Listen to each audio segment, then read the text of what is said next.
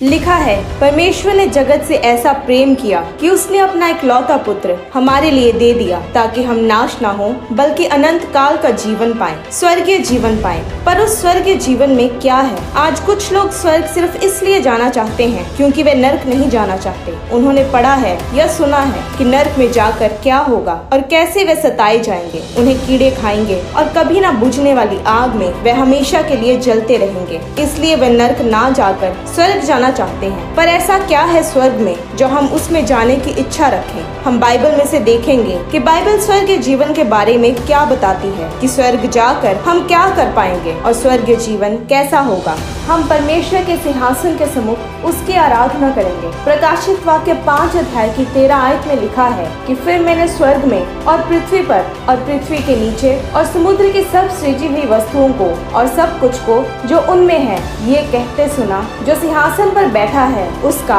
और मेमने का धन्यवाद और आदर और महिमा और राज्य युगान युग रहे। आप ऐसी वर्शिप इमेजिन करें जो बेस्ट होगी, ऐसी वर्शिप जो आपने कहीं नहीं देखी होगी, ऐसी वर्शिप वहाँ स्वर्ग में होगी जो हम परमेश्वर के सामने उपस्थित रहकर करेंगे। आप परमेश्वर की सृजी हुई रचना को एंजॉय कर पाएंगे। लूका के 23 अध्याय में लिखा है कि यीशु ने उससे कहा, मैं तुझसे सच कहता हूँ कि आज ही तू मेरे साथ स्वर्ग लोक में होगा। यहाँ पर जो शब्द स्वर्ग लोक इस्तेमाल किया गया उसका यूनानी शब्द का मतलब है पार्क, यानी परमेश्वर का बाग। आप ऐसा व्यू इमेजिन करें या ऐसा वेकेशन इमेजिन करें जिसको आप बहुत पसंद करते हो, या कोई ऐसी पहाड़ियाँ या नदियों के पिक्चर्स जो आपको बहुत पसंद हो। जो चीजें आपको धरती पर पसंद है उनसे कई गुना ज्यादा अच्छी चीजें आपको स्वर्ग में मिलेंगी। परमेश्वर की महान रचना का आप स्वर्ग में आनंद उठा सकेंगे। अगली चीज जो हम स्वर्ग में करेंगे वह है परमेश्वर के बारे में और सीखना। पहला कुरिन्थियों 13 अध्याय की 12 आयत में लिखा है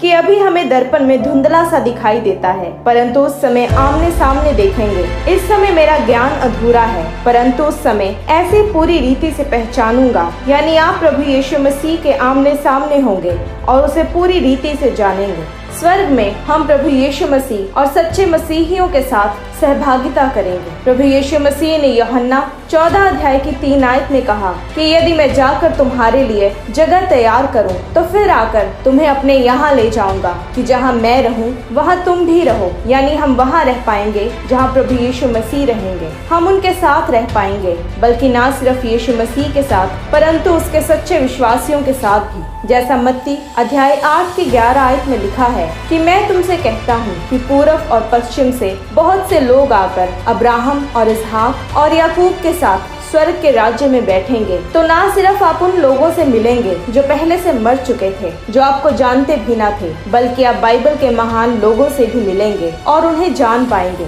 स्वर्ग में हम परमेश्वर की सेवा कर पाएंगे। प्रकाशित वाक्य 22 अध्याय में लिखा है कि फिर श्राप ना होगा और परमेश्वर और मेमने का सिंहासन उस नगर में होगा और उसके दास उसकी सेवा करेंगे और वे युगान युग राज्य करेंगे। लूका 19 अध्याय में जब यीशु मसीह ने परमेश्वर के राज्य के बारे में बताने को दृष्टांत कहा तो उसने बताया कि धन्य हे उत्तम दास, तू बहुत ही थोड़े में विश्वास योग्य निकला, अब 10 नगरों पर अधिकार रख। बहुत से स्कॉलर्स इसका ये मतलब निकालते हैं कि स्वर्ग में सबके पास अलग अलग लेवल्स के काम होंगे जो हम करेंगे, यानी आप सबसे बेस्ट बॉस के लिए काम करेंगे जैसा आपको आज तक नहीं मिला। ऐसी जॉब करेंगे जिससे आपको शांति, तसल्ली और खुशी मिलेगी। स्वर्ग में हम खाना खा सकेंगे और सेलिब्रेट कर सकेंगे। एक ऐसा खाना सोचिए जैसा आपको कभी किसी 5 स्टार होटल में भी ना मिला हो। ऐसा खाना जिसका स्वाद इतना बढ़िया होगा कि आप सोच भी नहीं सकते। लूका 22 अध्याय की 30 आयत में लिखा है कि तुम मेरे राज्य में मेरी मेज पर खाओ पियो।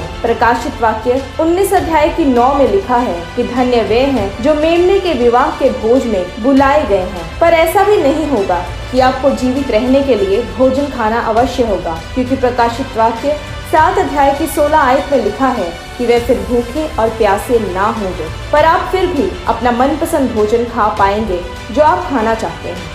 अगर परमेश्वर सब कुछ बहाल करेगा जो शुरुआत से था, तो परमेश्वर ने आदम और हवा को जो कुछ भी खाने को दिया था, जो फल और सब जो पहले था, वही सब कुछ फिर से दिया जाएगा। यानी कितने महान और खास वह फल होंगे जो आप खा पाएंगे।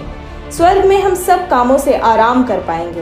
प्रकाशित वाक्य 14 अध्याय की 13 आयत में लिखा है, जो मृतक प्रभु में मरते हैं वे अब से धन्य हैं, क्योंकि वे अपने सारे परिश्रम से विश्राम पाएंगे। फिर इब्रानियों 4 अध्याय की 9 और 10 आयत में भी लिखा है कि जान लो कि परमेश्वर के लोगों के लिए सबत का विश्राम बाकी है, क्योंकि जिसने उसके विश्राम में प्रवेश किया है उसने भी परमेश्वर के समान अपने कामों को पूरा करके विश्राम किया है। स्वर्ग में हम अपने सपनों का घर बनाएंगे। आज बहुत से लोग इस दुनिया में रहकर अपना घर बनाना चाहते हैं, चाहे आप फ्लैट्स में रहते हो या अपार्टमेंट में या रेंट के घर पर हर इंसान चाहता है कि इस धरती पर उसका अपना घर हो। परमेश्वर भी हमारे लिए नई धरती बनाएगा। यशाया 65 की 17 आयत में लिखा है, क्योंकि देखो मैं नया आकाश और नई पृथ्वी उत्पन्न करता हूँ और पहली बातें स्मरण ना रहेंगी और सोच विचार में भी ना आएंगी। फिर 21 आयत में लिखा है कि वे घर बनाकर उनमें बसेंगे, वे दाख की बारियां लगाकर उनका फल खाएंगे। इसके अलावा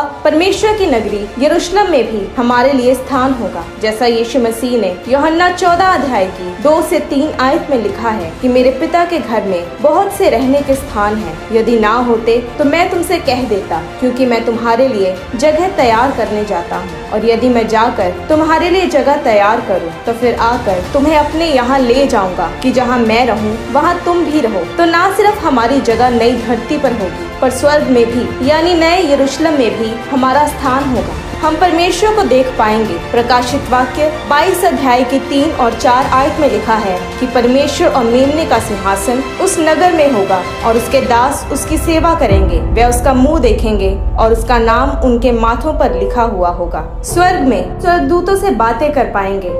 अगर हम परमेश्वर से बातें कर पाएंगे तो बेशक हम स्वर्गदूतों से भी बातें कर पाएंगे।